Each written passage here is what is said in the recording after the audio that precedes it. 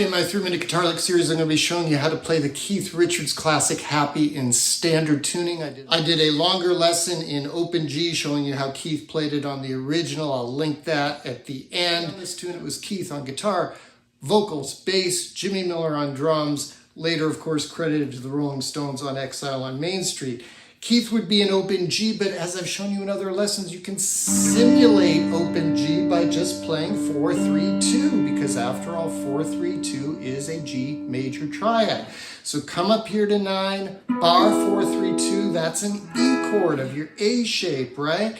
Then he does the classic Keith sus4, sus2, that's your sus4, that's your sus2, together.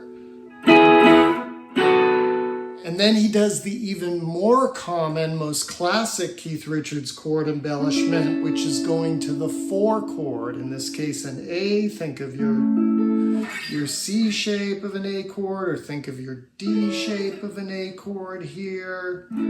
So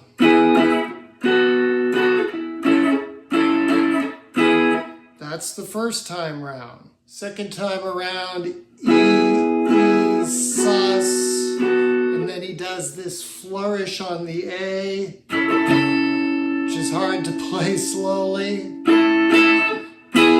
Back to the E before he resolves to a B chord, also of that A shape, right? We're still playing 4-3-2. And then what does he do there as an embellishment? He plays the 4 chord of that chord, which is an E, right? There's your E chord of the C shape, or think your D shape, right? Can always play the 4 chord of whatever chord you're on as an embellishment, and that's what Keith has made his whole career on, right? And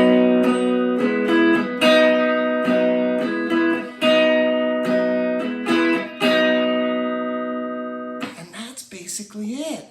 And it can sound pretty cool and pretty legit if you hang your thumb over and kind of deaden the 6th and 5th strings, and obviously don't hit the 1st string either. The slide little signature slide lick,